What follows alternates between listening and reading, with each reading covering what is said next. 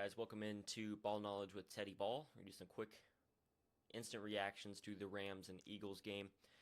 As you can tell, I'm a Rams fan. If you guys watched the last video, kind of talked about that a little bit as well in that Vikings Rams game preview. I was wanting to do a Rams versus Eagles game preview, and I just didn't get around to it. But we are going to do a recap because it's the end of the Rams season, so kind of wanted to conclude on what I was talking about last week. A lot closer game than I think a lot of people were expecting. The line was set at 6 and it finished at that, 28-22. I know lines mean nothing, but I'm just referencing it. A lot of people expected this to be a blowout, and at a certain point in the game, I thought it might become that in the second half. I think after we got the ball back in that second half, and then we didn't end up capitalizing on it, I thought, okay, well, that's going to be it because the way that they were running. But McVay, Stafford, and the rest of the guys, they kept it close, and they made it real interesting there at the end. A couple things that stand out to me. First off was the fumbles. The fumbles were ridiculous, and obviously can't blame Matthew too much on his fumbles because he's a quarterback. He's not known for running the ball or holding onto the ball, but however, just a lot of pressure that got to him. I think the Rams had more sacks, but you could tell throughout the course of the game, Stafford was under a lot of pressure, and he did great under pressure. He threw for over 300 yards and 2 touchdowns with no picks, but like I said, the fumbles. He had 2 fumbles, only one of them got recovered, but the other one was Kyren. Kyren had a fumble. He's kind of had a problem with that all season long, and that's something he's got to work on, but his fumble was kind of bad. It was in a situation where we were set up to score, and he let it loose and got turned over, recovered by Philly. I keep looking over here. I got the stats on my left, but I never want to see, and I honestly start this. I love Kyren Williams as a running back. I think he's great for the Rams, one of the best in the league, and I will stand by that. However, he's got an issue with fumbling the ball. I never want to see Kyren Williams in a slippery condition game like this where there's snow or there's rain without long sleeves on again. Ever. Because there were a couple times where it was close as well. He could have had more fumbles. Never again do I want to see Kyren Williams without long sleeves in a rainy or snowy game. He looked like a wrestler getting ready to go out to WrestleMania the way he was oiled up with that rain. Couldn't hold on to the ball. Couldn't hold on to the ball. Like I said, plenty of other times where it could have been a fumble. They were trying to poke it out because they know he's got a problem with that. And he had one last week as well that that Puka jumped on. Just big problem for him. And I think that's really his only flaw. Besides the fact that he's not insanely explosive, but he matches that with his aggression and his consistency at the running back position. He's a great guy for us to have. And when it's dry, I put him up there with anybody in the league. Maybe not Saquon. We'll get to that in a second. But yeah, that turnover really sucked. And other than that, offense I thought played great. They stagnant in a couple positions, but you're going against the best defense in football, so it's going to happen. But I think they proved to a lot of the people that were watching this game that didn't really know or only saw them early in the season, they proved them wrong. And I'm glad that the LA got the representation and got the respect that they deserved in this playoff run, because going into it, everyone, as a Rams fan, whether it's just people kind of trying to get in your head, and just mess with you, but I feel like just all season long, I had to explain to people, dude, this team's legit, and everyone's just, nah, because they see the first 4 games, and you tell them how banged up they were, and they're like, okay, well, other teams are banged up too. Well, this team was one of the most banged up teams in football, and that's the truth. And they battled back. Not very many teams can do it, and they've done it 2 years in a row. That just shows you the coaching and the mentality that these players have. And a lot of these players get drafted because of that. Guys like Puka, guys like Cooper Kupp. Tyler Higbee didn't get drafted by this current regime, but he stuck around because of that, and he had a great game today. That's what this culture, they built that culture of, playing hard, and they were playing for something, and couldn't get it done. But going into next year, it's going to be pretty interesting. I'll get to that in a second. First, I want to talk about these stats. Like I mentioned, Matthew Stafford, 324, 26 for 44, 2 touchdowns, no picks. Passer rating of 97. Very good game, especially under the elements. to have no turnovers, and he had a couple of them where they almost got picked, but I think that was just kind of the weather and the way the ball was. But overall, was not his fault. He almost let us down to his 52nd game-winning drive of his career in the end, and we'll get to that as well. Kyren, we talked about him. Puka Nacua, 6 for 97, no touchdowns, 14 targets. He came up big in the end, and he had a couple of big plays. I think at one point he was like 10 targets for 4 receptions and like 50 yards right before the last drive. And then the last drive, it was just all to him. He had that 37-yard reception at the end to get down to the 21.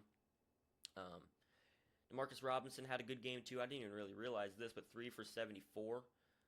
That with that 48-yard reception, that was huge. But he had a good game. Cooper Kupp snuck under the radar. I really thought he had like 40 maybe, but he had 61 yards. He had a 30-yard reception that was pretty big.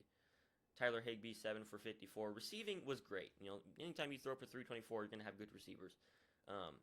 And offensively, if it wasn't for the fumbles, I think they were right there with them and hung in there, could have won the game. Defensively, you know, we talked a lot of talk this week about the 9-sack game last week against the Vikings, and then they had 7 today. Phenomenal. Jared Verse led it all with 2 sacks, but just such a well-rounded defensive line, defense in general. Like I mentioned, Jared Verse had 2 sacks. Colby Turner had the big sack to within that last 3 minutes to give us the ball back and give us a chance to win the game. Omar Speights had one. He had a big play as well towards the end. And then Jalen McCullough had one as well. I didn't even realize that. I guess must have missed it. But Neville Gallimore and Braden Fisk had one. Fisk had one before he went out. Fisk went out in either the second quarter or late first quarter, and he didn't return, so that was unfortunate. He's a great guy for us. Rookie, 8.5 sacks. But this defense is super young, and we talked about this last week, so I'm not going to harp on it too much. This defense is super young, and they have a lot of positives to take from. Omar Speights really elevated and filled that gap this year, him and Christian Roseboom. Maybe not the linebackers, you know, maybe Roseboom not the linebacker of the future. I confidently can say that Omar Speights is a guy that we can have on our team for a long time. And Roseboom is good too, but maybe a little bit of an elevation there. And then I think we're going to have to attack for another corner. Our corners played great all season long, and they really elevated, played better than what their expectations were. Still young guys for the most part. Akelo's a little bit older, but he kind of led that group. Man, to hang with this Philly team, and yes, it was 28 to 22, and that's higher than what we would like. But the 3 long runs, it was 3 plays that were really broken out. There was the 60-yard rush from Saquon, the 70-yard rush from Saquon, and then the 50-yarder from Jalen Hurts. Obviously those plays happen, you can't just take them out. But if you get rid of those plays, this defense played great. They played phenomenal. Definitely above expectations. So, got to give them their applause.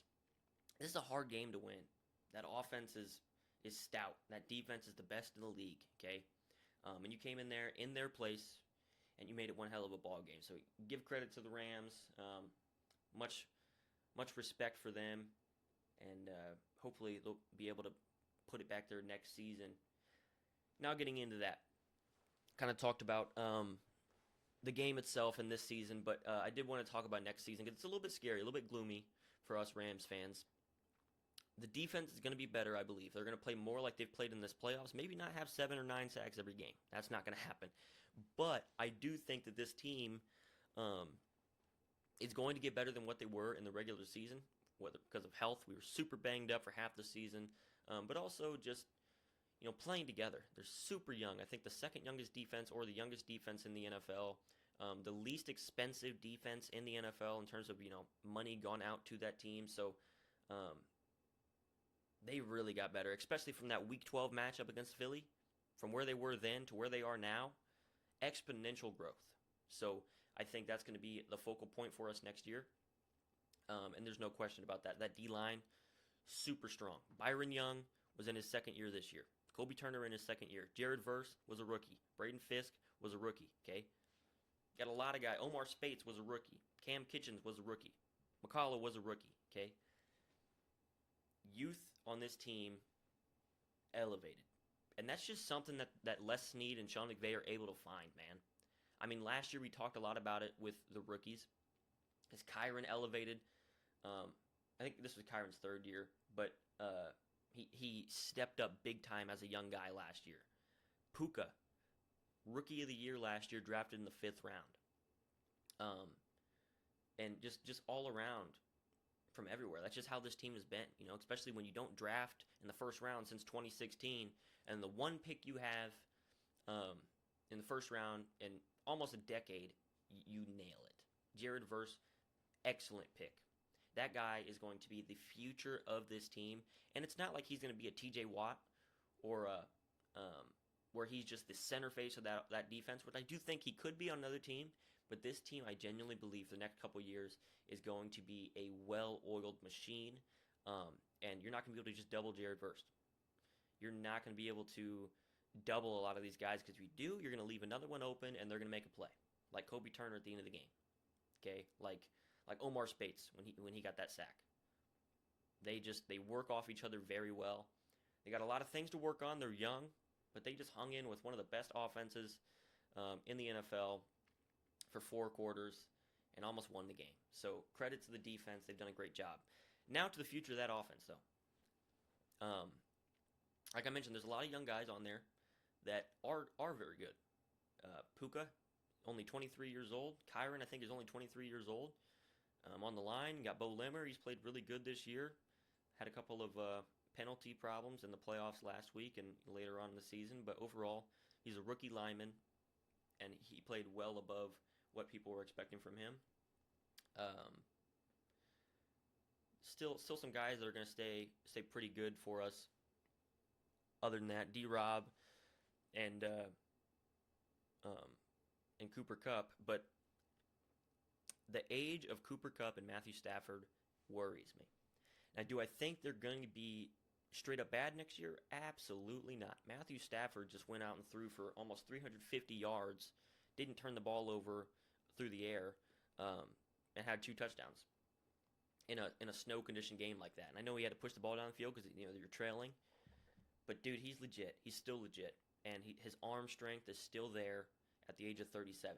But eventually, you do see it, and there's a lot of quarterbacks that, they look good one year, and then the next year, especially when they get up there in age, just kind of fall off, and you don't know when that's going to happen. You don't know whether it's an injury. You don't know whether it's, just kind of like father time catching up to him. I don't think that's going to happen next year. I do think Stafford is still going to be a great quarterback. I don't know if he'll be, I hope he is, but I don't know if he'll be the elite quarterback that we see him as right now. I genuinely see Stafford as anywhere from 5 to like 8 or 9, and it's up to interpretation. I appreciate him a lot more than other people do, and there are people that really see it, because what he does in the pass game is second to none. There's very few people that can do some of the things that Matthew Stafford does. He's not very mobile, and that's for sure. He's not mobile at all, but and that's kind of the way that the quarterback position is changing. He's a little bit of the old guard in that sense, but he still is very good in the pocket, and he knows when to turn it on. In December and January, in the months where it counts, he's excellent.